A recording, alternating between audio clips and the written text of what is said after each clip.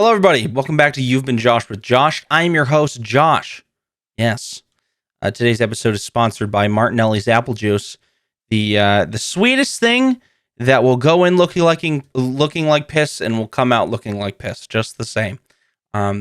Sadly, we aren't actually sponsored by Martinelli, but that's okay because one day we will be sponsored by an apple juice company, and I will be very, very happy because my addiction will be satisfied. It's not a problem. It's not a problem. Don't worry about it. Welcome everybody. To those of you who are listening for the first time, welcome in. People who've come back, who are longtime listeners, welcome. How are you? Hi. And it's good to have you listen to me again. Pleasure to have you. Updates. Stream's been going great. Loving it. Just having a blast. We've been watching the Amber Heard, the Johnny Depp versus Amber Heard trial. It's been a little crazy. It had some really good conversations with community about it. Very open conversation, which was, I think it was good. I think it was needed for everybody just to talk about. It also brought in some new people. Thankfully, haven't had any issues with any weird people coming in regards to that, which has been good. You know, that's always a plus when it comes to streaming. As for trophies, hey, we already met our 200 platinum goal. To anyone who's listening for the first time, it was my 2022 goal to reach 200 platinums, which are the achievement on PlayStation, where if you get all the achievements in the game, you get a platinum trophy. It was my goal to get to 200 in total. We already met that, and now I'm at 205. Our new goal is 300, so we're slowly making our way, but it is only the end of May, so we have plenty of time to get things done.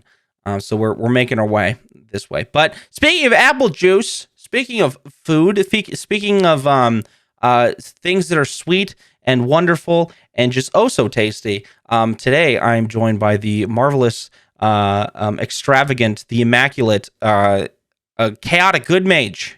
Yes. Oh, hi, that's me. That's you. Howdy. How you doing, friend? Hey, I'm doing well, Josh. How are you doing? I'm doing just splendid. I'm so happy that I was able to have you on. I have a list.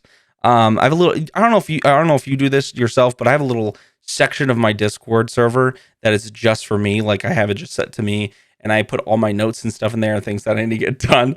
And I have one specifically set for just podcast stuff. And I have a list of people that I want to go through, but obviously it's every other week. So I'm slowly trying to get people through, and you were at the top of my list, and I've been slowly getting through, and I'm really happy to have this conversation with you. So thank you so much for being on. I'm so excited. How's life? How are you? We're mostly okay, I believe. Good. Is kind of where we're gonna land on. Yeah. I got a message from you not too long ago, and it was like, "Hey, you want to do a podcast?" And do you remember my response? I have no idea. My memory is shot. I was like, "Yes." Next question. Because there was no thought. Like, a lot of times when people ask, like, "Hey, we want to do like an interview, we want to do a podcast," and be like, "Okay, what's it about? What, what's the subject matter?" All I had to do was ask, and I was like, "Yes," because ever since I learned about your podcast, I was like, "Oh, I wonder, oh golly gee, it'd be real nice to someday maybe have a conversation with Josh." So this is I'm gonna cross this off my list of things that I wanted to do. That's awesome. That means the world. Seriously. I just had a conversation with a mutual of ours. It was actually Nick W. The other day, because he had invited me to the poker that we did the other day. And it was just the very last minute, and like a lot of people couldn't make it. I knew you weren't able to do it, and like it was thrown together really quick, but a bunch of us were talking about how like it's really hard to plan things nowadays because all of us are really going at it and we're working hard. And we also have like our personal lives, and I know that you're doing this pretty much full time, and I'm doing this full time, and it's even though a lot of our time is delegated to this stuff, there's still a lot of personal stuff in our real like our real day lives that we need to get Oh, done. absolutely. And so finding time and also the mental capacity of being like, I have time, but do I want to facilitate that time towards something like that, or do I want to just relax? It's hard. It's really hard to like delegate that time wisely because you want to be there, but also you want to be like, and and also going along with that, like we know so many people on Twitch, so many, we meet so many new What we people. do. And you know what's funny is on Twitter, I'm coming to find that you know people that I know from like way when I started. And you're Oh, not, like, I see you reply to their tweets on because I'm following them, and I'm like, wait a second, you know them, and I'm always like, I should just respond to you and be like, hey, what's up? But yeah. No, so the internet I've discovered, Twitch, Twitter, Instagram, because they're all like, if you're on one, generally you're on all of them. yeah, There's a lot of intermingling, and it's like, how do you know this person? So it's it's crazy. it really is. It's a vast but very very small setting sometimes. Yeah, it's like pockets. It's really odd. Mm. Um, no, but we were back to what we were saying. We were talking about how even though we know so many people, like I don't talk to many people that often. Like even the people that like I do stuff with pretty frequently, like Doug and Becca and Chips and Crimson and them, I hardly talk to at all. Like the only time I really talk to them is on my stream or if I get to go into their stream, and we don't really talk much offline because we're always just so busy. And I always see Nick in passing. We were just chatting, and I was just like, hey, like I hope it goes without being spoken that like I still like appreciate you and like I hope you're doing well. And it's not that like I don't care for you anymore. It's just that I've been super busy and like, I it's one of those unspoken things, but I feel like it goes unspoken, but at the same time there's that feeling of like, hey, just so you know, like I'm not trying to be like complacent. Like I'm just super busy as of late. Absolutely. Actually, directly related to that, there is because the exact same way. Like our Yeah. mutual friends, like I love them. Like they're like great friends of mine, or at least I consider them great friends. But Yeah. it's really weird because we don't talk all that often. Yeah. We Yeah. just we see each other in streams. We see each other in other streams.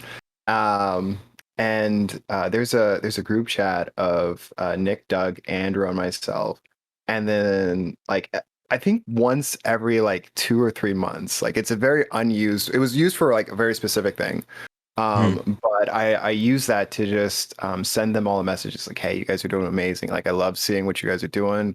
I really care about you guys, and I can't wait to see what you guys do next because it's one it's one way that I can tell them all. It's like, hey, like even though we don't talk like a whole lot, like I see what you guys are doing, and I admire that, and I can't wait for you guys to like continue on your journeys and stuff like that because I've known them for probably about almost a year coming Mhm. on. So like just the growth in that amount of time Yeah. is stellar. It's But crazy. it really is, and yeah, you're right. Communication is sometimes difficult with people that you with your friends, Yeah. IRL or internet, which is mostly what we're working with. Yeah, I was gonna say I for IRL friends, I have very few, but like I have people that like every once in a while will catch up and be like, hey.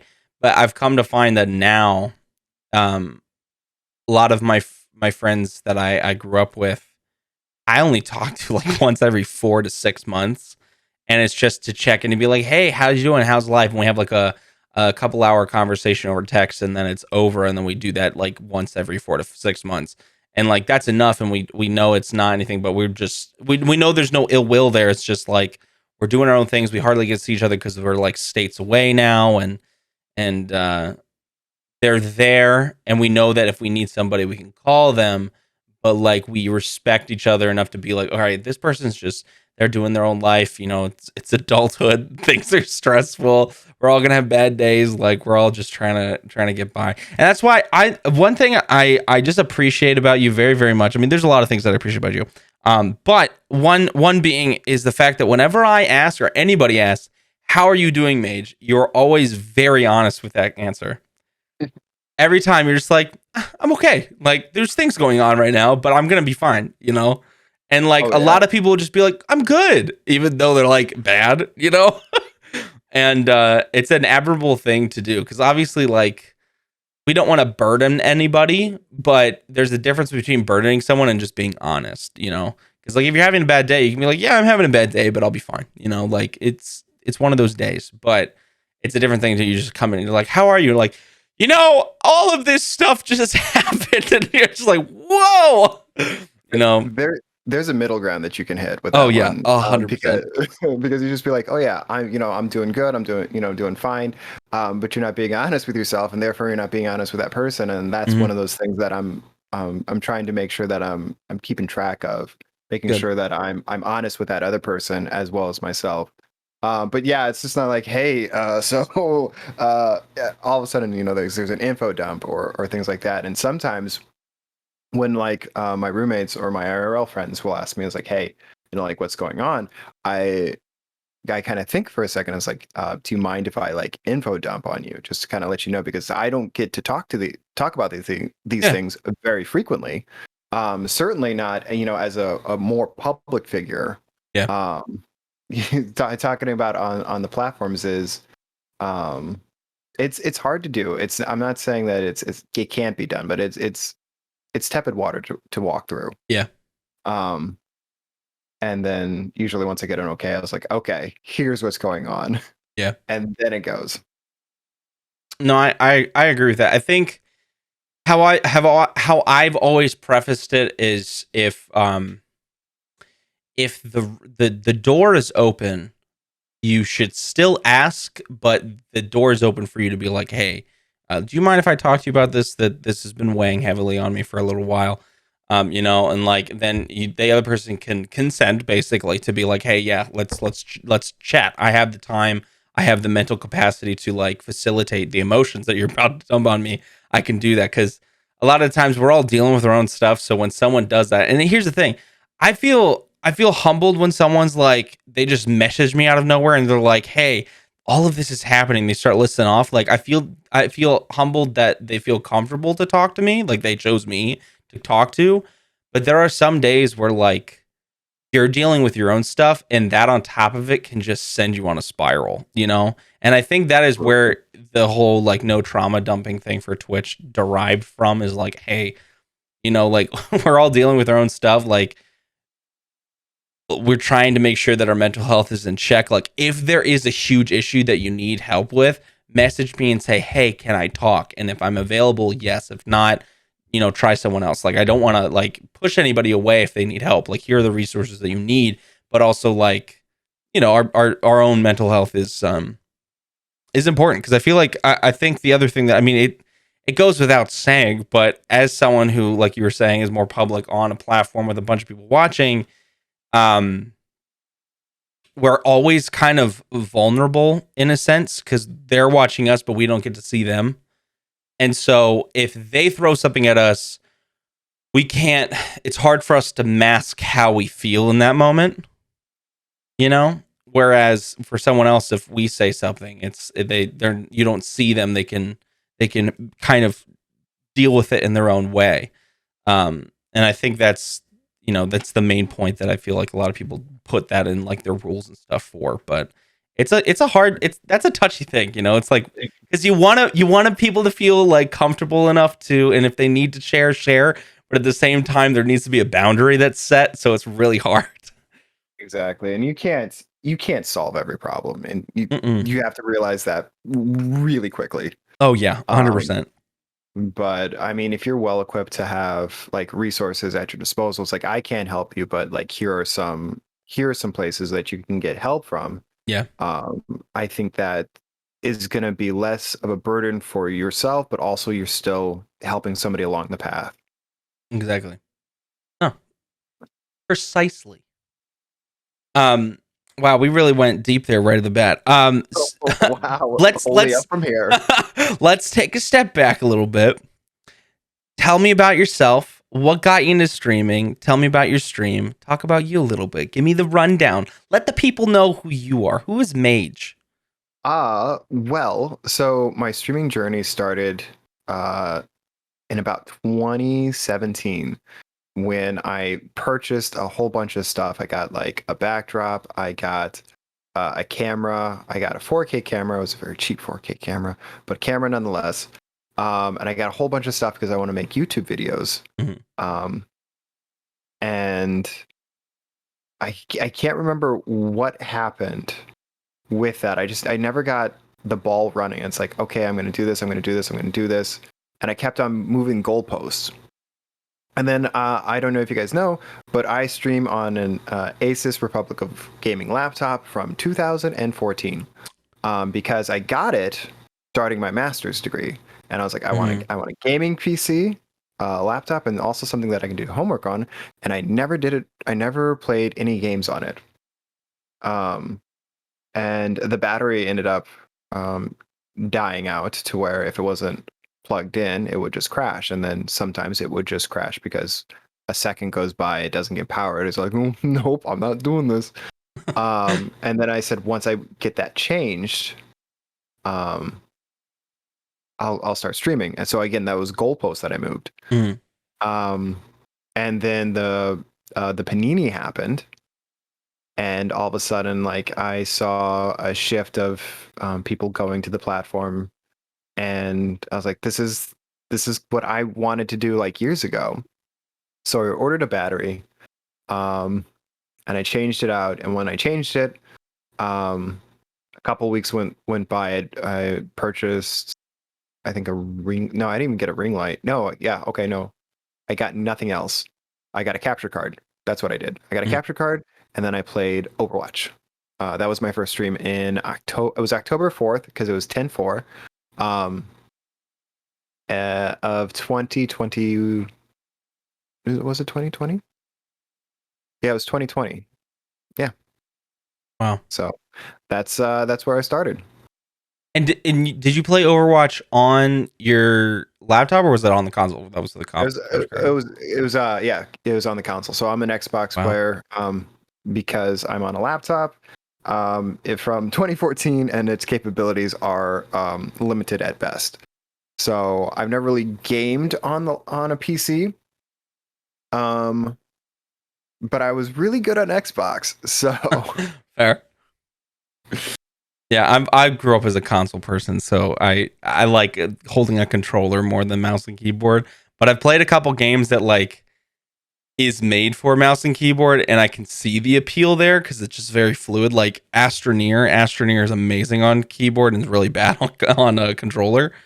Um, but like I just really like the feeling of holding a controller rather than the mouse and keyboard. Um, yeah, I was gonna say the trophy hunter extraordinaire. What, you grew up on console? I never you know what's would have funny? You know what's never funny guessed. is What? like I'm not. I really like trophy hunting and I really like PlayStation, but I like Xbox just the same. I'm not. I think the whole console wars thing is stupid. But I, Yeah. I, my first console that I was able to get was when I was 13. It was a PS2, and I then had to sell it to help with bills with my parents. And then I got a PS3 from a friend that was a hand me down, and then I sold that for like my own bills. And then I got a PS4 once I actually got like a big time job after loans and stuff. And so I never played. I played the PS1 on like with my friends every once in a while, but like a lot of the big games like Arkham City, Arkham Knight, a lot of the original Assassin's Creed games, Doom, a lot of those games I've never played. You know, like I've played Arkham City now and all the Assassin's Creed games, but like growing up, it was mostly like my DS Lite and my Game Boy, like Pokemon, Animal Crossing, Nintendo, Sims. Those types of games were like the big ones for me. And then PS2 changed my life. Like that when I got a console, like that type of gaming just like broadened my scope. Like Star Wars Battlefront, Star Wars Force Unleashed, Cars, Disney's Cars, like all of those games that like had the whole open world aspect, and I was like, wow, this is completely different. But like whenever people are like, oh, you trophy hunt, like what's your favorite PS Vita game, and like all that, I'm like, I don't know. And they're like, wow, you're not really a fan, and I'm like, I'm trying. Oh, it's so funny. What so you started um 10/4 of 2020.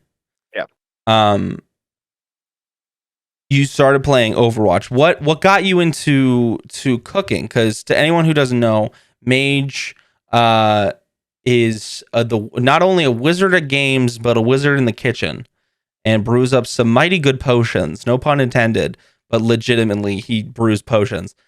True. What got you into like cooking on stream and stuff? Like what made you want to do that? Where did your love of cooking come from as well? Like where did that come from? So I grew up in the Midwest. So I'm in Iowa. My parents owned a restaurant for a little while. So I preface that to say this. My parents suck at cooking. Um, Okay. there and I it, my parents legitimately we came home, my mom and me, one time, and my dad had a pot of chili, just kind of going on a low heat on the stove, and we're like, oh, dad's chili. So we ate it, and dad comes home from something or another, and I was like, hey, chili was good. It's like, why'd you eat the spaghetti sauce? um so Oh. yeah. Oh. So so I didn't really know like good cooking. My parents always salted things after they were done cooking it. Mm. We had copious amounts of casserole, meatloaf, steamed. Oh, what was it? Steamed Brussels sprouts. Everything was steamed. So it's a lot of like the 1950s, 1960s style of cooking because Yeah. that's what their parents did for them. So they Yeah. knew no better. So I in turn knew no better until I ran into my current group of IRL friends. And we had like our charcuterie night, and it was amazing. We made pizza, and it was not like the pizza that my parents had made when we didn't order out, that's always what we did. We ordered like Pizza Hut or Domino's or something like that. We never made our own pizza unless they got it from a kit, and those kits were awful because my parents would make it in a casserole dish. Mm. They didn't know. So I learned that there was good food out there, that I could make good food. And I went to New York. I went to Chicago. I had pizza in New York. I had burgers in Chicago. I had sushi. Um, I had ramen. I had all sorts of good food. I went to Momofuku, and I had the best fried chicken I've ever had with caviar roe, and like these little crepes that you would put it into. They had chicken. It was separated. It was very much. I don't want to put a label on it, but it's like they brought the chicken out, and they're like, "Do you want to take a picture of it? We're going to carve it up." Absolutely, we're going to take a picture of it. This is gorgeous presentation. It was two chickens. So they separated into dark white and skin and stuff like that. And it was absolutely delicious. And it was very simple. It was just fried chicken. It was some other stuff. Um, there was deliciousness within the simplicity of it. And then I started watching like Binging with Babish. Mm. Andrew Ray is a big inspiration of mine. We're both bald, bearded, and glasses. Uh, we both love video games. I don't know. There's a lot of correlation there. He's big inspiration. So I watched his videos. I learned how to cook. Um, I would watch Bon Appetit. I'd watch other YouTube videos. And this was starting from like 2019 through 2020. And then after I started streaming, my roommates were typically gone on Saturdays, and I wasn't working. So I was like, well, I'll do a cooking stream. Because I was inspired by like Binging with Babish to do that. Mm. So the first thing I did was from the Overwatch cookbook, because again, Overwatch. I made a quesadilla. So uh, from there, I started going down the path of like a more niche style of cooking. So inspiration from fantasy video games, things like that. So I got I think it was October of 2020 that Heroes Feast cookbook came out, which is D&D, which is, if you recognize my username, Chaotic Good, it's the alignment base in a lot of D&D characters. Now there's no mage anymore because they changed that from like first edition to be wizards and sorcerers and stuff like that. A mage is kind of an all-encompassing one. Yeah. And then from there, I just went down the proverbial rabbit hole of inspired cooking. So I love that. So you basically were like, okay, if I'm gonna start trying new things and cook for myself, I might as well just share it while we do it, because like it's fun. exactly. You know, I like it. I always enjoy your Saturday streams where you do something crazy. I every time I join your stream, you give me such anxiety when you juggle those potions. All right. So in my defense, I've been juggling those potions since I think I probably got them almost a year ago now. Mm. Would have been no. Yeah, it still would be like almost a year ago. And one of the things that I would do is like here's the thing. Like you can do like the typical cooking videos, right? And it's informational and things like that, but there has to be like a bit of flair, something entertaining. And I thought it was entertaining. I've been informed it's anxiety inducing. I think it's fun. I just every single time I'm like, oh, but I think that's the entertaining part of it. You know what I'm saying? It is. I haven't dropped a potion bottle yet. I have dropped an egg. It'll be a momentous occasion. Well, and I've started telling people, it's like, hey, one of these days I am gonna drop it. It is gonna break, and that's perfectly fine. That I'm not perfect. Yeah. I'm not perfect. I'm not like a professional juggler, and even then, like mistakes happen. Yeah. And then it's just how we recover from that. So that's really like what I've starting to put out there for the inevitability of a drug potion. Prepping people. I just want you guys to know, I have more. So clean up the mess, and we'll just kind of we'll roll with the punches. Yeah. To anyone who doesn't know, Mage has bottles, like little potion bottles that he fills with. Is it types of soda and then some syrup with tonic water and stuff like that? Yeah. So one of them is tonic water and syrup. I got that from the Fallout cookbook. I tried to make Nuka-Cola using blue spirulina. And it didn't quite turn out like that. But yeah, a lot of it is generally a colorant. For my favorite one for you, which is the Granny Smith apple syrup. It's the green potion, which is sweet and sour mixer, lemonade, and the Granny Smith. And I believe you can make that alcoholic. I think most of them you can make alcoholic by adding vodka. But yeah, right now I've got a red one, a blue one, one that shimmers using shimmer dust, which that's my favorite one. That's the purple one, right? That's the purple one. Yeah. It's black cherry soda, blackberry syrup, and then the shimmer dust, which makes everything shimmery. It's cool. It's a really cool effect.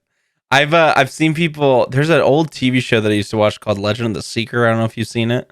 I do know of that, actually. You do? Okay, so they had this love potion episode where this town was selling like potions that were extracted from this one guy who had abilities, and the potions were like liquid, but it had that shimmer dust in it, and it looks exactly like their purple one does, just different colors. And as soon as you pulled up that potion the one day, that the first time that I came in, you had it, I was like, oh my gosh, it looks exactly like that TV show. Oh, it made me so happy. I was like, oh my gosh, that looks so cool. But to everyone who's listening, if you go on his Mage's channel, there's channel point redemptions for him to take a swig of the potion to rejuvenate your champion.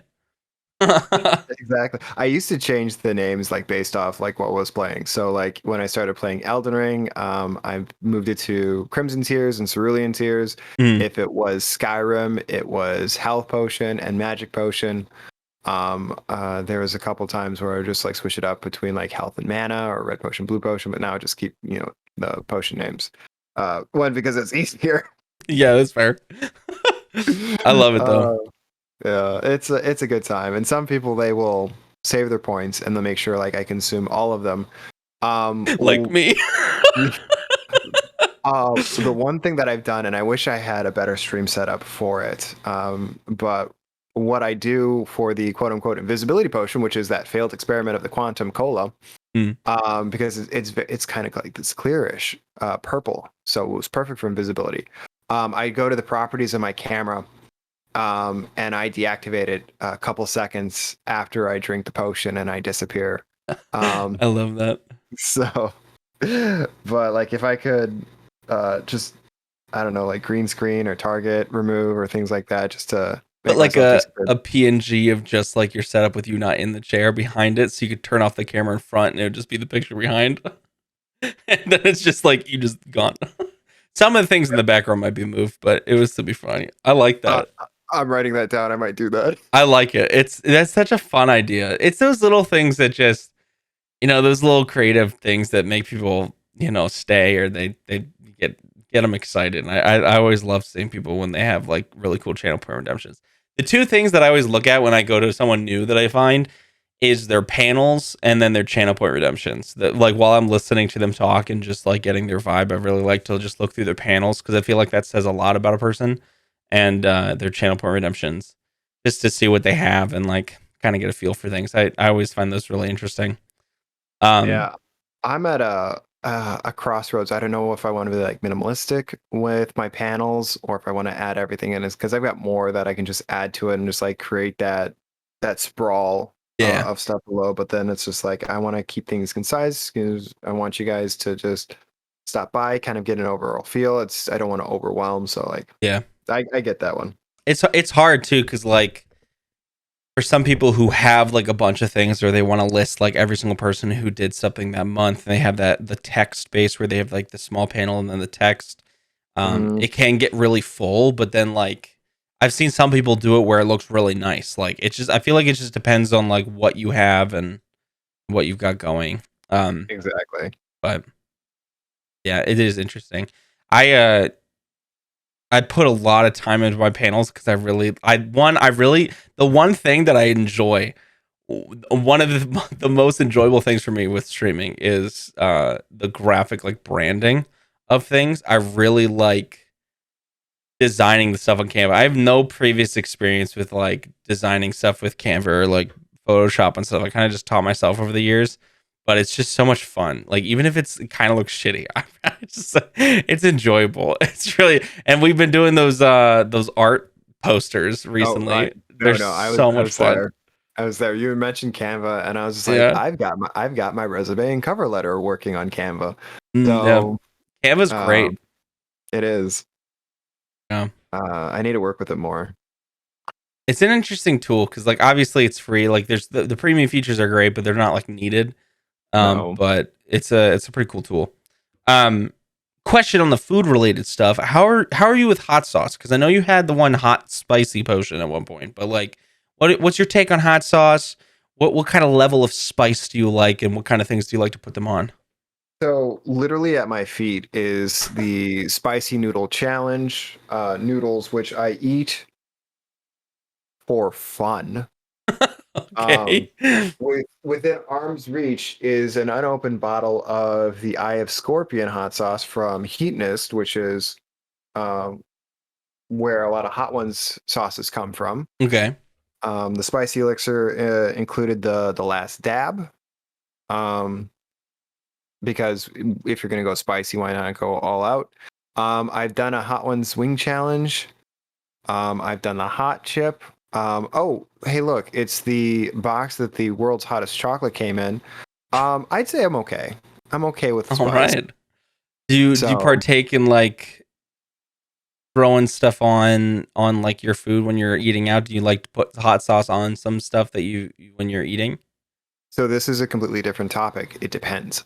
Gotcha. Mostly because if I go to a place, I want to be able to taste what they intended Hmm. for me to taste.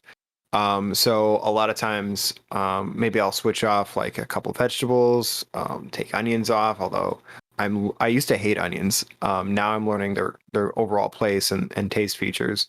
Um, and like I won't add like hot sauce or like copious amounts of like ketchup or mustard Mm. or any other condiment. Um, so I won't jump to add spice to it. Um, But if it already has but spice there, you're down. yeah, if it has an option for spice, oh, absolutely. Gotcha.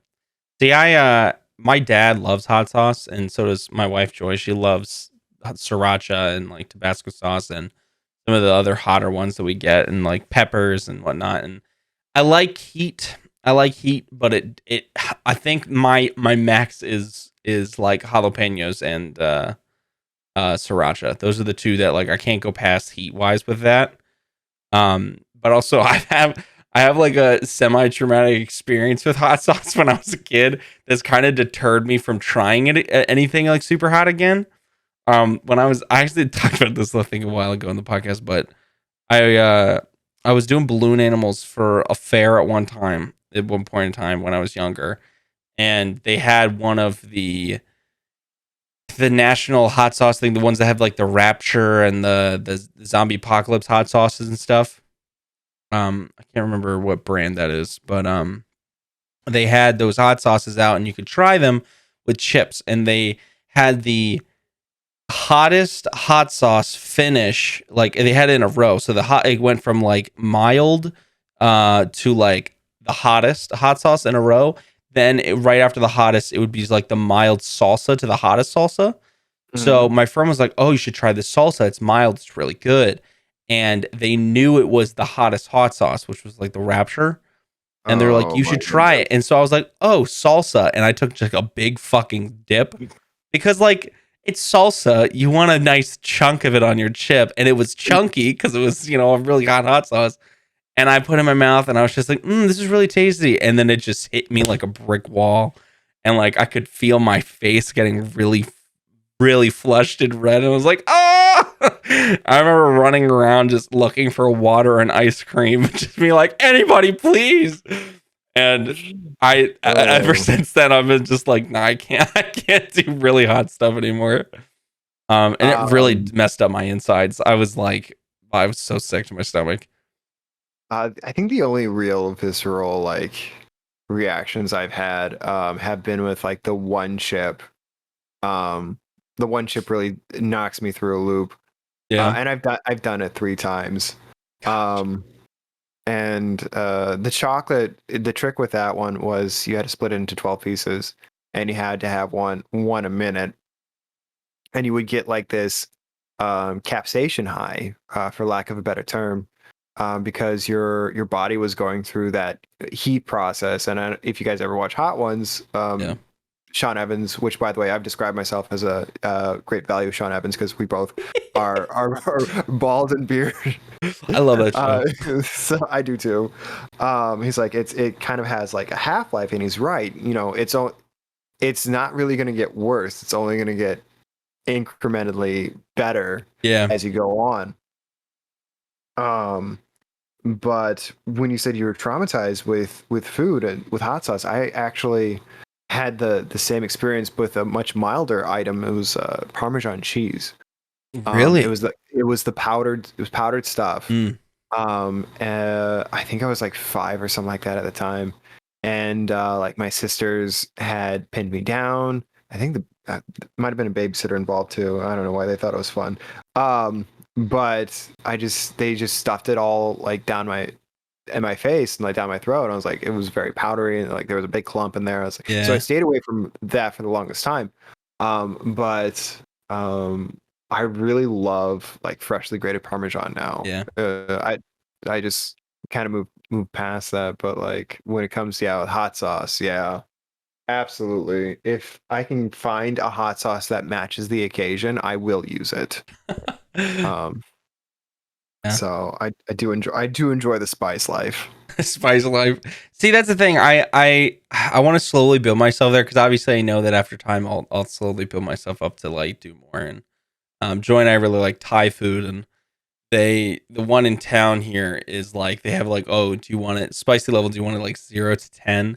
And like 10 is like what us Caucasians would never be able to handle. Like they're pretty authentic with that stuff. And like I I can normally do a 1 and it's uh, spicy. And I want to slowly build my tolerance and like get up there because I do enjoy it. Like especially depending on what it is and what kind of pepper it is, it really does add a lot of flavor, and the heat's just kind of like an extra effect. It doesn't numb your tongue. You know what I'm saying? oh, exactly. So I was actually looking this up because I had a friend eat Scotch bonnets um, on his stream, and he have half bet me to try it, and I was like, okay, fine, I'll do more. I'm competitive. I'll do that, but I don't have Scotch bonnets. I have habaneros. So a Scotch bonnet is a little bit fruitier, Mm, and it's used in a lot of Jamaican foods. Whereas habanero is more bitter, and like we're more used to that. yeah, But for us where we live, um, we don't have a history with spices or heatness. Like yeah, we're both. I'm presuming you've lived north of the Mason-Dixie line. yeah, Um, so like we've never really been introduced to that, but like you mentioned Thai, and like they've their food was built around spices, and like they're used to like curries being very very spicy. So like it's more like kind of work yourself into it. If you grow up on it, you're gonna like it. But like you're right. A one yeah. to 10 scale, or the Thai restaurant that I would go to, their heatness was leveled in crying tigers. Um, is a little different, and Yeah. I do know like they if you ask them, hey, is this spicy? Like they know. They're like, are you used to spice? And you say no, they're like one. Yeah, One. yeah. They're like, okay, we recommend this. And even then, like, oh yeah, I'm like very very good with spicy, and it's a 1 to 10 scale. They're like, well, let's see what you do with a 4. Yeah, let's try this. You're like, no, it's fine. They're like, no, it's trust me. That's we so we funny. we have seen enough people run to the bathroom to know Yeah, at least that they're we're nice about it, like, because they could just be like, yeah, okay, if you want to do that, and then just like, oh, uh, yeah, I want to slowly build my tolerance to it. It's gonna be a slow process. The one food that I'm slowly getting back into having on things is tomatoes, like actual fresh tomatoes. I grew up having like mayonnaise and tomato sandwiches like a lot as a kid, because that's like what we had in the garden, and that's what we would have because it was cheap.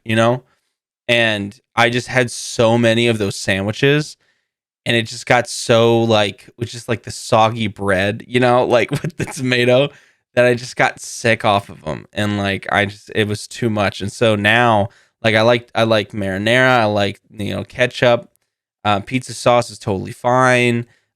Even grape tomatoes I think they're tasty, but like sliced tomatoes on sandwiches and stuff or subs or whatnot, like can't do it. I can't do it. And so I'm slowly building myself back up to having them because I do like the taste of them. It just gives me a bad like correlation. I never used to like tomatoes. I used to say like my favorite form of tomato was ketchup, and there is no, if I'm not mistaken, there's no tomato in ketchup. It's just vinegar and Yeah, some spice. So, for sure. um, uh, I'm slowly incorporating like tomatoes and onion into my everyday, because it was, if they were stewed, that was fine. Mm, Marinara I never really saw it. It was just mostly like a tomato paste. So it's more of a tomato byproduct. But one thing that kind of changed my thinking on tomatoes was a BLT. I would have a tomato on a BLT, but it wasn't like my favorite part of it. It was always the bacon. But kind of with the thought process that a BLT is in fact a tomato sandwich. The rest of it is just complementary to it. yeah, Um, got me to get like a more fresh tomato. Garden tomatoes are superior. Hothouse are fine, but like if you have like a good tomato, to start off with, and you can understand what the tomato could be, what it can do, and how it's going to taste. You can kind of work that in a little bit easier because okay, this is the expectation. I have it, and if you like get like a hot sauce tomato, it's not going to be as good. But like, it's still like it still brings in like the same feeling and fullness. I think is the term I was looking for. Yeah. To when you actually eat something. It's so weird how our bodies react to certain things, especially in correlation to something that we've had as a child, like we experienced as a child. Oh my goodness. Have you ever gotten sick off of something as a kid, like a specific type of food that now when you think about it, you're like, oh, I don't think there's nothing that really like sticks out that I remember eating and then I got sick off of. Because I know people will have that experience when they're younger with food, or like when they go to a fast food place and then like, oh yeah, I got like, bacon on this one burger and it was undercooked and I got sick. And now they won't go to that place and they won't eat bacon unless it's like ridiculously fried, because it's what would that once bitten twice shy with it, because you don't want to go through that experience again. The only time like I got food poisoning, I think, was when I went to, oh, this is a hilarious story. I went to this community event where there's a bunch of food like outside because it was like summer and stuff like that. And like we would have like chicken and stuff like that. The chicken probably wasn't cooked all the way through. But I just had like a whole bunch of it. And then I went to go play Ultimate Frisbee, which I love Ultimate Frisbee. so much fun. It's so much fun. I play in a rec league. Oh my god, good for you. Oh my god. So yeah.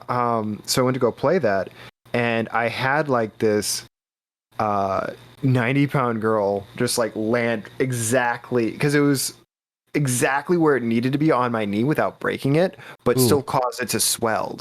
Yeah. So like I ended up going to like the emergency room and just like they're checking in. They're like, well, here's a brace, and I was like, okay, perfect. But completely unaware that I was food poisoned. Yeah.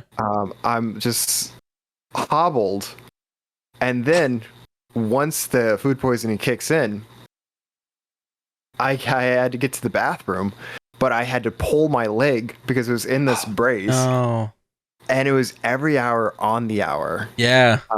So after like the third time, I'm just like, I'm just gonna stay in here. Food poisoning sucks.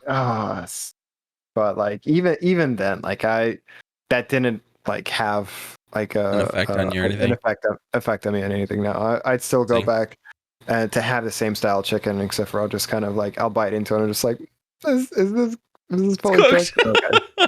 That might be it, but I'm not gonna like stop myself. Yeah. I got food poisoning at a Red Lobster when I was in middle school. We were visiting my my dad's family in Florida, and it was my Christmas, 2 anniversaries and a birthday kind of fall in the same month for my family on my dad's side.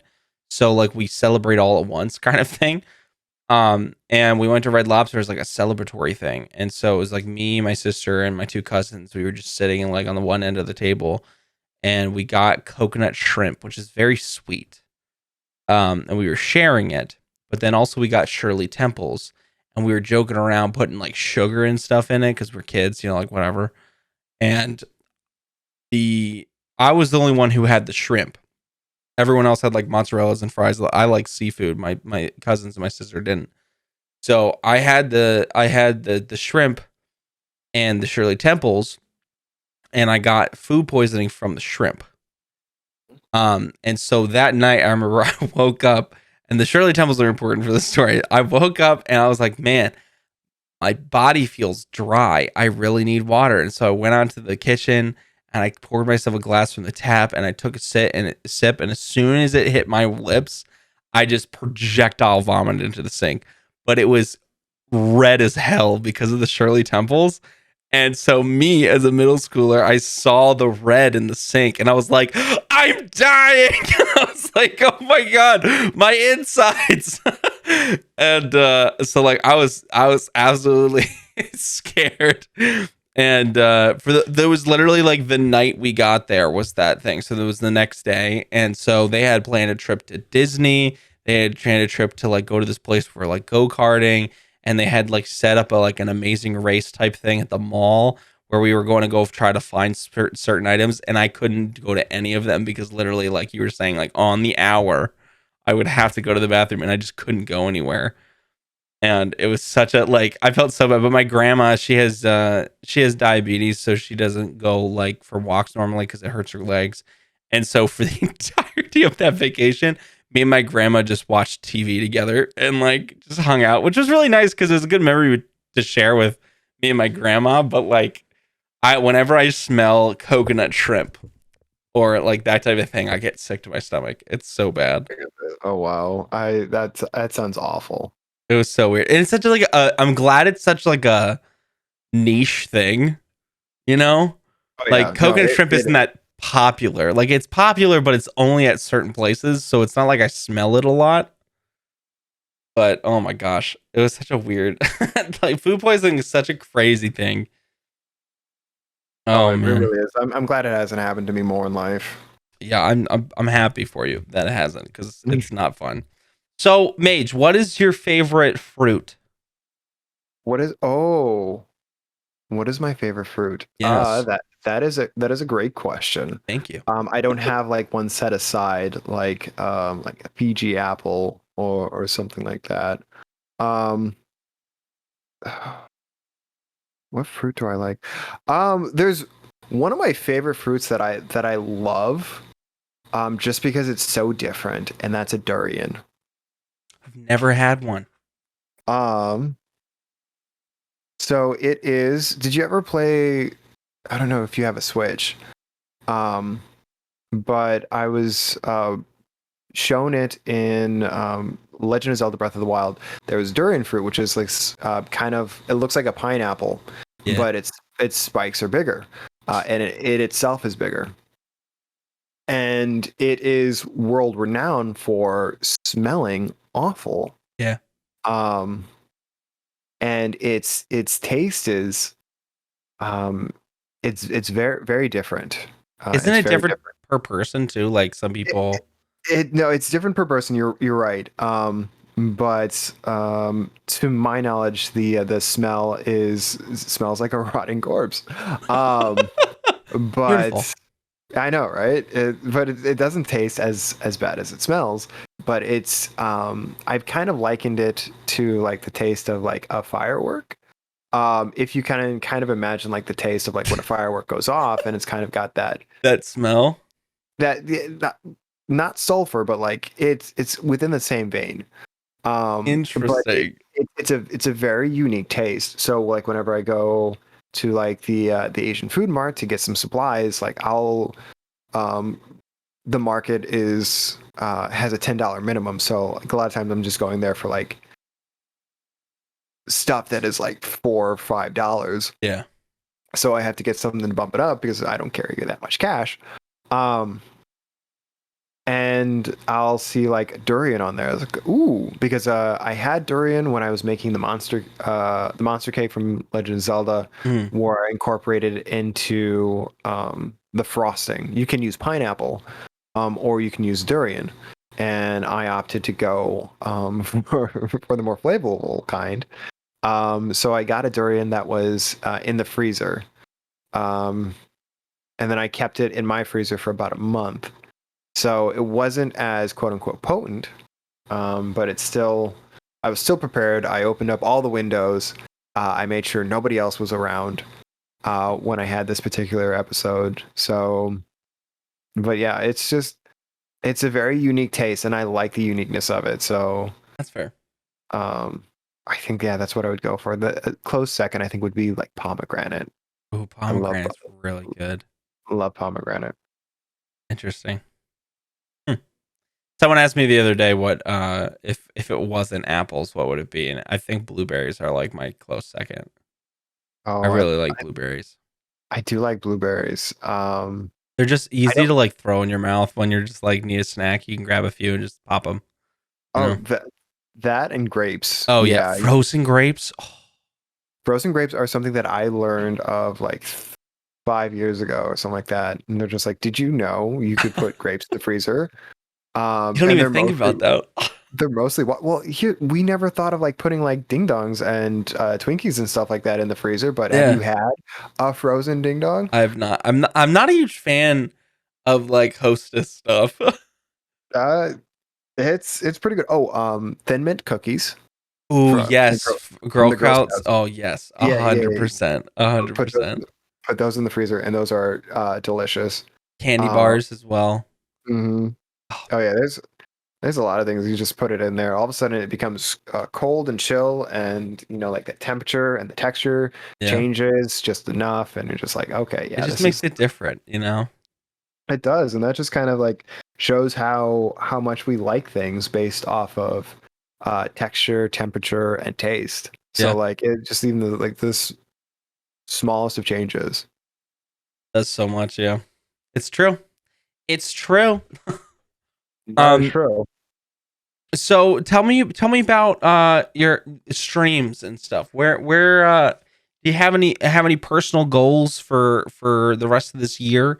Let me preface, I'm not a huge fan of setting like benchmark goals solely because if I for me and this is just for me personally, those types of like number based things stress me out. So Oh, I it's so like, stressful. yeah, Oh my I like to goodness. just be like, I'd like to get this done at this Mm. point. I like to, because those types of goal are manageable. They're not as like, you're not like meticulously watching them. Those types of things. But if you have number based goals, go for it. What kind of stuff do you want to get done by the end of this year?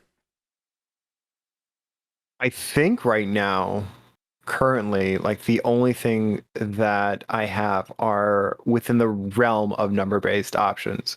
Mm, So, I don't know. I've really been looking into like a bunch of YouTube tutorials, kind of looking at what other streamers are doing because I'm really trying to change my style of streams. mm, I've kind of been doing like the same thing for too long. And it's not that I don't like it. Um, it's I feel like I'm stagnating creatively. that's fair. So I want to move things around, kind of like change things up, while still keeping like my touch on things. Yeah. Um, but one of the things with Twitch and with streaming and stuff like that, it was a pipe dream, I think, in December or January, or something like that. Um, the for every streamer, the loom of the check mark Yeah. is always there. Um, and with my stream team that I'm in, I'm a member of Team RD, which I don't know what your thoughts on stream teams are. Um, but it's a smallish one. At the time, we only had one partner and like I think it was 7 members. Um, and I I feel like I might have a legitimate chance at it by end of the year. Um, so that's kind of what I'm working on, and I'm not working on like the numbers per se. I just want to build a community, and that's the main thing that I'm focusing on is working with the community and keeping people engaged. Because I know if I do that, the numbers will come. Yeah. But I just want to make sure that I put out one content that people enjoy. Two, create a place for people to kind of forget about everything, and just I don't know, watch me play video games or like kind of watch me cook. Um, and then yeah, if I could truly make it and we might dive into this one. I don't know how much time we have left. Truly a full-time endeavor Yeah. for like when it pays for itself, because that's the side of things, because you could do well as a streamer, but the financial side of it isn't as sustainable as sometimes the numbers might indicate. Yeah. No, 100%. Um, no, I think at least from what I perceiving, because obviously it's a completely different thing when you're seeing the other side of things, obviously. Um, it seems like whenever I go into your streams, I always enjoy my time there. I completely understand your feelings on like feeling stagnant, because I feel like we all go through that at some point, and like you wanna stay true to who you are, but you also want to switch things up, and it's nerve wracking because like I made a huge switch this past, you know, a couple months ago, and just kind of switched up my content and kind of did stuff, and now with the new schedule and everything, I'm doing things a lot differently from what I used to do, because when I first started I was doing like trophy hunting stuff, because that's what made me want to go into the streaming, was like, oh, I used to do theater, and now I want to do I like playing video games and I trophy hunt. Let's combine the two. We can do Twitch. Um and then as things progressed, my stream kind of took off in the beginning, in the first couple months, and I started making a lot of new friends and a lot of other streamer people who were playing very specific games that I normally wouldn't play, like Warzone and Apex and those types of things, and like Jackbox and whatnot. And so I started playing that like as all the time, like every day. And I did it because people could join in, and also it was what other people were playing, and I wanted to join in with them, and I was just enjoying the friendship of it and stuff.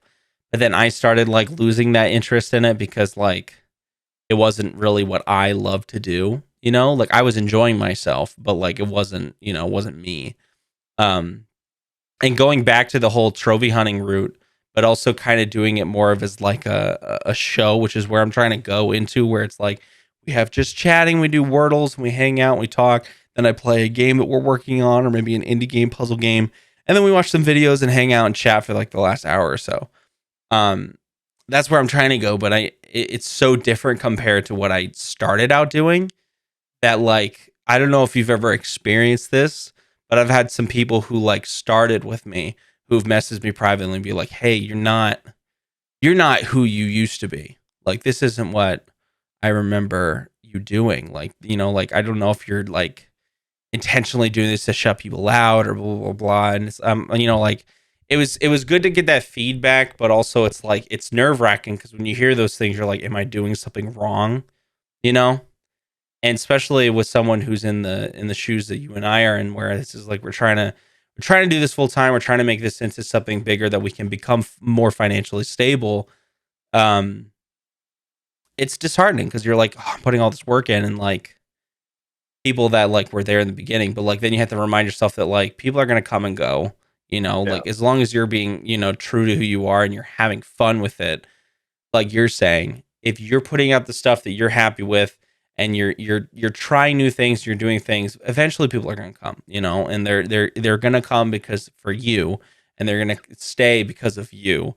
And even those people who are staying, like things change in IRL life, that like people have to go because they have a new job that's at the same time that you stream normally, and like it's just there's so many different factors that you can't really take things personally, because there's going to be so many outside variables that you just don't know. Oh, no, no, absolutely. That's one thing that I figured out early on, and I'm thankful that I have, that people are going to come and go because you are exactly what they need for that moment, or a short amount of time. And then sometimes their needs change, sometimes their interests change. Yeah. Life will change, and if you don't take that personally, I think you're going to be fine, because um like there's a few people, like I don't know if you have an idea of like who your founders are. Sometimes those people who started off with you stick around, sometimes they don't. Yeah. And then Yeah, it's exactly it. When you change something. I haven't had somebody like message me and just be like, "You're not who you used to be," um, which I think is uh, it's okay, Yeah. but like then that also might be like, I not changed? Yeah. Um, Yeah. so, but I remember, and correct me if I'm wrong, but like you had after your format change, after your time change and stuff like that, more recently, you had a moment where like, so I want to do something. I'm kind of like nervous about it, but like we're gonna watch the trial and stuff like that. I don't know Yeah. because that was an announcement in your Discord, wasn't it? Yeah. Well, I wanted to announce it before I just popped on stream and just streamed it. So I Yeah, wanted to yeah, make an announcement, but like, yeah, I just wanted to see how I wanted to test the waters because it is a very touchy subject and I wanted to do it in the most respectful way. But yeah. also, like, I wasn't very invested in the case since the beginning. And I was watching it after my stream every day, but I was missing the first portion of it. And I was rewatching it after the live stream was over. So I was like, I can just watch this on stream because it starts an hour after I start.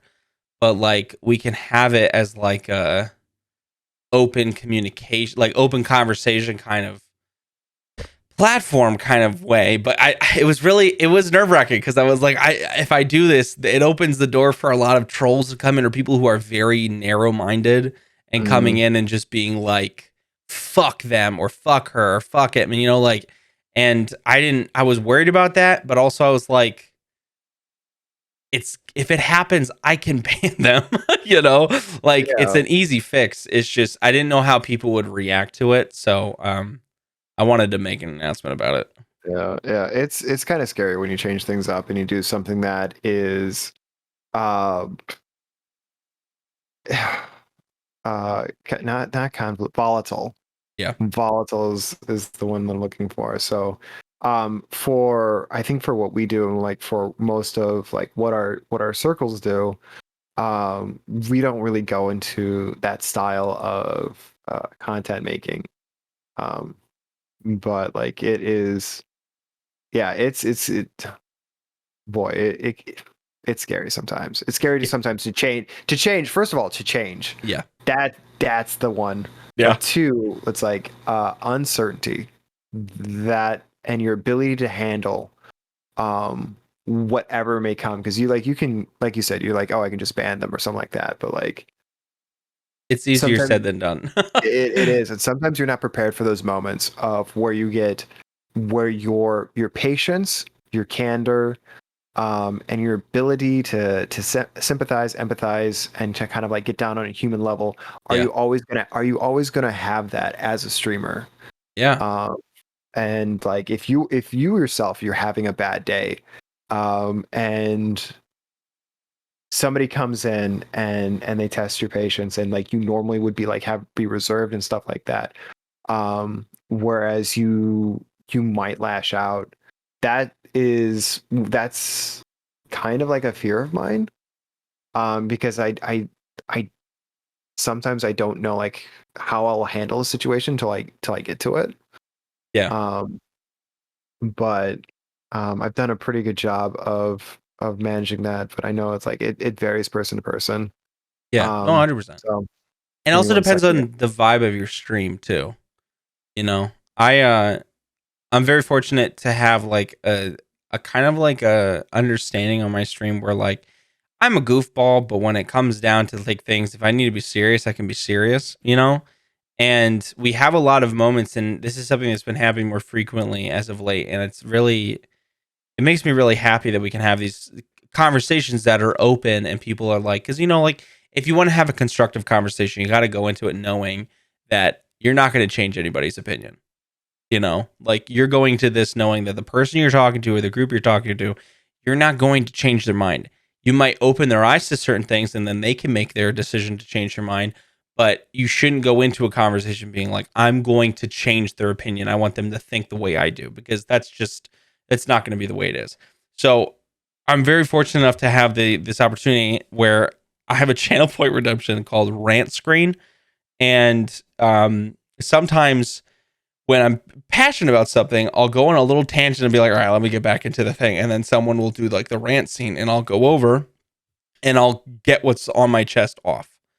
And it'll be very passionate and very forthright and a little heated at times, but then it'll be over and then we'll discuss it and then we'll move on. And it's been like a newer thing that we do. And it's not like, I wouldn't say it's anything hostile. It's like, oh, like I see someone getting upset about oh, I'm gonna quit Twitch or move to YouTube because Twitch is like the worst platform ever, and like they don't pay me enough and blah blah blah. And I'm like, hey, like listen, it's a free platform, like it's just as hard to make it and get featured on and recommended on YouTube as it is to Twitch. So if you're having that much problems, I think it's more of an inward problem than an outward problem. Like you're just not finding your niche, or you're not, like there's a lot of variables. And I feel like if people pushing the blame on the platform, because obviously Twitch and YouTube as a whole, both sides are not perfect. And there's things that they definitely need to change, but they each have their own stuff that's valuable. And I think have good things for both sides. And I just see people complain on Twitter too much. And I'll rant and I'll be like, oh, like this is a good thing about Twitter, and like it's a good thing to stay positive about this, and blah blah blah, blah, and it's a good thing to be positive about this. Or someone will come in and test my patience with, a joke about religion, or a joke about politics, or something a little heavier, something that's not TOS at all. And I'll go on a rant and be like, hey, so this this specifically is not okay for XYZ. And I'll talk about it and be like, I don't understand why people feel comfortable coming into somewhere they don't know and doing this thing. And we'll have a discussion about it and be like, all right, this is how we feel about it. And like, and it'll bring up more conversations for us to have in a non-judgmental type of way. I say non-judgmental, but there's me judging. It's a very two-sided thing, I guess. I don't know. But that's something that's been happening as of late, and I think it opens the floor to a very honest connection between the viewers, because obviously parasocial exists. We've seen it firsthand. So having that distance between viewers, but also the honesty of those conversations, I think is important. So I understand what you're saying with like, oh, I'm worried about if our tolerance is going to be up there enough, because we both have had to deal with other things, obviously not as much as other people, but like we deal with our own fair share of banning people or timing them out. And it can test our patience and stuff. But I feel like, at least this is me personally, I feel like if something is making me feel uncomfortable, I'll be forthright about it. I'll be like, hey, like that's not cool. Like you should chill. And I'll be a little bit more stern about it, rather than just being like, hey, I'd appreciate it if you wouldn't do that. Like I have a rule here, because I feel like a lot of the people that I've had to deal with on my stream, like they'll just wait until their timeout's over and then do a slur and run, And so I try to be as stern as possible, as much as I can, but in like is a welcome. Does that make sense? I hope I'm making sense. Oh no, you're making a lot of sense on this one. I haven't had like an experience. I think I've only had to ban one person for like kind of going out of line and things like that. So the community has been pretty good about setting like the tone and expectations, and I think I've been lucky enough that I haven't had that. And now that's not always going to keep, and I understand that, because this is we're putting ourselves out there on a platform that can be accessed by pretty much anybody. Yeah.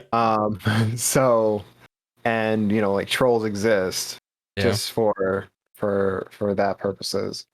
But yeah, it's, you're absolutely right on like the whole matter. It was just a very good. I like how you started off with like, sometimes we have this rant thing where I kind of go off and I talk about something, and then you just like took. I did went on a rant. I did. That's what I call on the podcast a derail moment where I just kind of go off for a little bit.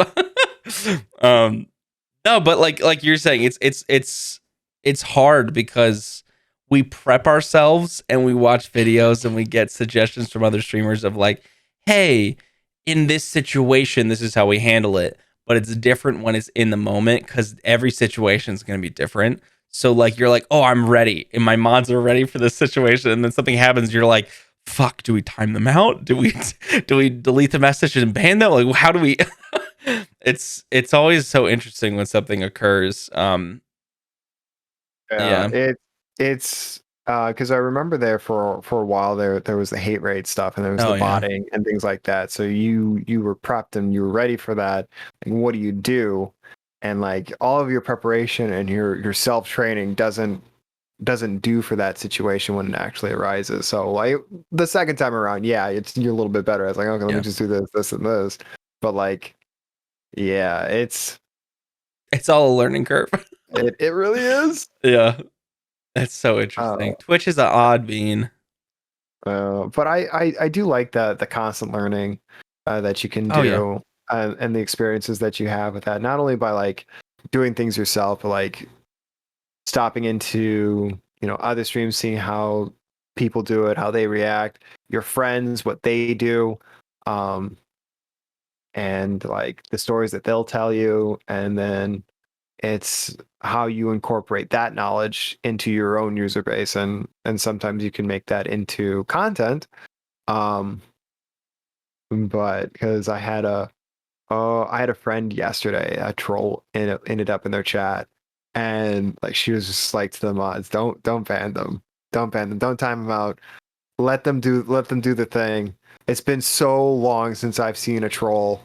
And then like there were so many clips made of that because it was just like, no, no, no, no, no. You came here for a reason. We're just going to diminish why you came in here. We're not going to give you the satisfaction of Oh yeah. getting banned and stuff like that. But like, um, oh no, wait, I think they did ended up like, okay, they let them have their moment. They bodied them, and then everybody reported the account.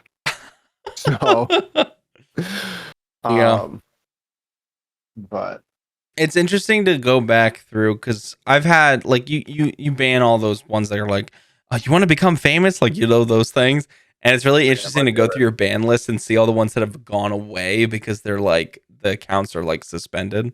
favorite. And, it's just like wow, all of these are taken care of. That's good. That's good from all of the reports and whatnot. It's just so interesting. I can't. Uh, Dude, it's all the little things that trickle through. Like it makes sense because of how vast and how many people can make bots and stuff. But like, holy crap, sometimes it's insane. question: do you mod for anybody? I do not. I used to mod for a few people, like two people. It was it was a good experience. It was just now schedules don't line up. Yeah. So it's hard for me to do that. But yeah, it's just that it's for me personally, because of me being a streamer, I felt too much responsibility and I felt like I needed to be there all the time, even though I know I don't need to. And so it became too much of a hassle for myself to do it. So I was just like, hey, I'm gonna step back. Because again, like we were talking right at the beginning of this podcast, like time is just such a hard thing. And like I'm a big like I lurk in everybody's like while I'm working on stuff, I have people up and I just watch them, but I don't talk because it's just I'm doing other things while I'm watching. And so being able to mod while I'm doing stuff is really hard. And then in the afternoon when Joy gets home, I want to spend time with her. And then we're going on walks and whatnot. And so my time is more limited now. So it is what it Uh, is. my short little talk on modship. I mod for I think really just one person, but they spend a lot of time in like the just chatting Mhm. section, and that is a hellscape sometimes. Yeah. Uh, to put it mildly. So as a mod, you kind of like set the tone of the chat in alignment with the streamer. Yeah. Sometimes you have to make a decision whether or not you want the streamer to deal with it, because you want the streamer to be able to handle certain moments, and then set the lines themselves. And then there's like an instance where you don't want the streamer to see that, you don't want the chat to see that, um, or you don't want the person who's putting stuff out there to continue to do that. So like when you're talking like bans and stuff like that, sometimes like the things that unban requests. I don't know if you've ever Yeah. gone through yours. Yeah, they're fun. Oh, they are fun. Oh, Sometimes it's like, oh no, I'm sorry. Like yeah. You there's feel like bad for laughing, but at the same time, like you're just like, wow, like yeah. really? All right, and we got banned for that's not that. Sorry, buddy, that's not good enough. Yeah. And so I like the people who double down and like in the unban request just go like completely insane with like the slurs and like give you a whole paragraph of just like shit, and you're like, what? That's what did you expect us to accept the unban request with that? Like, come on. Oh, it's so funny to me. it is, and those people generally aren't suited for your community Yeah. anyways. So like Yeah. it's better that they're not there. Oh, 100%. And that I have a rule with my mods where it's like, if you feel like they cross the line, just ban them, because at the end of the day, if it's something that you're not sure about, but it is like you've already given them a warning, you've already timed them out, and it's not something that's like huge, they can always put in an unban request, and then we can bring them back. You know what I'm saying? Because sometimes stuff happens, like autocorrect is a thing, or like you just mistype on your keyboard and stuff because you're typing fast. I've had a couple times people have put stuff that is close to something and you're like, oh shit, like I'm so sorry, like I didn't actually mean to type something that looked like that, you know. Yeah. But Um, I have kind of like a step process. I actually got it from another streamer. I got a vibe check, which some people they do a vibe check and it's like check your vibes and it's like the percentage. But my vibe check is it's like, hey, you haven't broken the rules, but your actions don't pass the vibe yeah, of what we're trying to do here. So like that's the first warning. Um, and then like after that, it's at the discretion of the mods. They can time out, they can ban. But generally, it's just like some people like they have like they're interesting. They're engaging. They can set like they can maintain themselves, but sometimes they act um, differently in different chats or different areas of the internet. So like yeah, if they're like in like a Reddit or something like that, they're a completely different person. If they're in another streamer's chat where there's a little bit more like bombacious, uh, things like that, they're a completely different person. But like sometimes it's just like, hey, this is the room we're in. yeah. Um, this is kind of what we're going for. It's You like, got to read the room. can you do that? And just be like, cool, I can do that. It's like perfect. We're gonna keep an eye on you, but Yeah, so I because that really. has Oh, I would sorry. say What were you gonna that say? has happened. That has happened before, where like somebody comes in and like they do this, and like messages are deleted, vibe check is hit, and then they're like, okay, or they just don't like address it, and then sometimes it's a DM, it's like or a whisper, it's like, hey, so like I understand like these kind of jokes, and ways of speaking are okay like in some other areas. It's not really okay with me, and it's kind of like um this is my space to make a place safe. um and then like is this something like you can do, or just like kind of like um otherwise this isn't really a space for you Yeah, as well, because we don't want you to upset or make other people uncomfortable. And that's only happened like once, and um, it was actually a great learning experience, I think, for everybody involved.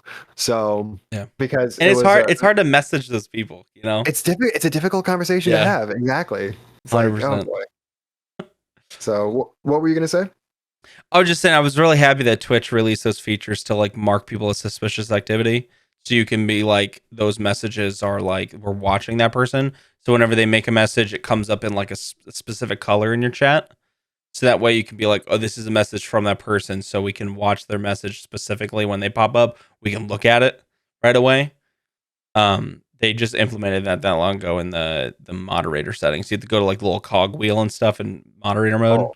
Oh, I know. So when I mentioned like I mod for somebody, Mhm. and I see also a feature that they had, and it works and it doesn't. Yeah. Sometimes it's the first time chatter feature. Yeah. So when you see somebody pop in for the first time, it's like, okay, let's go ahead and see who this person is. Okay, default avatar account created 3 days ago. Oh, I Click, love that you can click on them.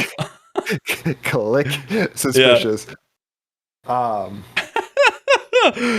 I love that a lot of people probably don't realize that as a streamer we do that. We click on your name and like look at your profile and stuff to see like what your vibe is. yeah. Oh, it's so funny.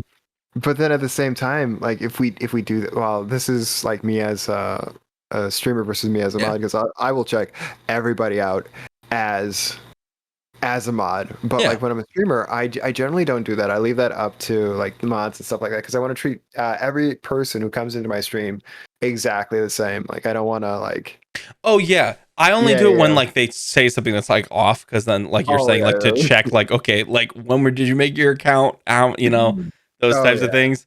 But like I think that a lot of people who come in as a troll don't realize that we do that. I mean they might. I have no idea, but it doesn't really anyway, it's matter. like oh I wonder how this person's gonna accept how I talk about cheeses or something like that. I don't know. Oh, it's so funny. It's so funny. What is it, Mage? I just want to say thank you so much for saying yes and coming on. This was a wonderful conversation. I'm really happy that we were able to finally have you on and discuss Twitch and food and life and all that jazz. It was a lot of fun. Got the outro already? Yeah, baby. Oh wow. Um, what is it? At the end of every podcast with a guest, what I do is I give you a section at a time to plug yourself non-sexually or sexually if you want. I don't know what you're into. Um, and just tell us about yourself, what you've got going on, if there's any big projects you're working on, where we can find you. Obviously, all your stuff will be in the description. But what you got going on, what your schedule's like, tell the people where to find you. Oh, absolutely. So, as it's been discussed, I am on Twitch primarily. I have a schedule of generally Tuesdays, Thursdays, 7 p.m. Central. Those are gaming. Saturdays are the cooking streams. Those are at noon Central. And then, can you guys tell I'm in Central Time? And then Sundays are at 6 p.m. Central, and that is again gaming. Of the big things and projects that I have coming up, I have a special cooking stream with a more recent guest of the podcast. Do you know who that might be? Doug? Becca? Becca. There it Becca. is. Oh yeah, I remember you making an announcement earlier. Yeah. Yeah, well, I made an announcement after Becca was just like, and then I'm gonna go do cooking with Mage. I was like, wait, are we announcing it now? They're like, um, yes. I love Becca. I know. I'm Um, very excited to see them. so assuming like everything goes to plan, it'll be I don't know. This is coming out when this Wednesday? This will be this Wednesday. Yes. All right. So it'll be June 11th. So not this Saturday, but next Saturday. Beautiful. So hope that's what I'm looking forward to because we did like a back to back for their marathon. Yeah. And that was a great fun experience. So I can't wait to have them in the kitchen. Um, So like that's really like that's it. That's all I've got. Like big projects. Um yeah, I guess Elden Ring is what I'm going through. I'm going through Legend of Zelda Majora's Masks. Oh So yeah. like those are the games I'm going through right now, but I do a lot of RPG stuff. Um I do some retro. Um that's oh boy. I gotta It's talk hard to about it's hard to plug yourself. It really is. it really is. It's like what do I feel like people want to know about me that I feel are important, but like I'm putting together just a bunch of things just on the stream, and just I don't know, I might eat habaneros and fight Elden Ring bosses just And do randomly. the one chip challenge the fourth time. Who But knows? there's a 2022 version that I haven't had. So I had the 2019, I had the 2019, 2020, or was it the 20? Yeah. I don't think I've had the 2021 version. I don't know. 2021. Trying to remember which ones I've had because I've got the boxes laying around. Yeah. But like I've had one every year that they put it out, to my Jeez. knowledge. So like That's crazy. This new year. Oh yeah, that's right. 2020. Yeah. I'll be fine. Yeah. What's the worst? What's the worst that's gonna happen? Just get a hot mouth and a little upset stomach. It's totally good. It's totally good. It's manageable. You've done it 3 times already. What's the fourth one, you know? What's the fourth one, right? No, seriously, everyone go check out Mage. Wonderful, wonderful human being. Very lovely. The streams are so much fun. Mage, again, thank you so much for being on. I appreciate you so very much. This is literally an hour and a half we've been talking, and it went by like in 2 seconds. Thanks for having me. This was like I said, I'm really looking forward to possibly being on. And it's not one of those things where like, hey, can I be on your podcast sometime? But yeah, this has been a great experience, and I really appreciate you and what you're putting out there. On not only on Twitch, but on your podcast, we're available. And currently Twitter with your movie posters. Thank you. They're my pride and joy right now. No, your joy is probably in the same room. So. Yes, she's over there on her phone right now. She's waving. But I appreciate you, seriously. Thank you so much. Everybody go check out Mage. And if you want to check out the Patreon, the link is down below as well. That's the way to support the podcast so I can keep putting more stuff out. You get the episodes early, and there will be a bonus episode on there with Mage we're going to be recording here shortly. So if you want to check that out, follow the link down below and share with your friends. Thank you all for listening. Mage, thank you again. Guys, go check out Mage. Eat your apples and stay funky, my dudes. Bye.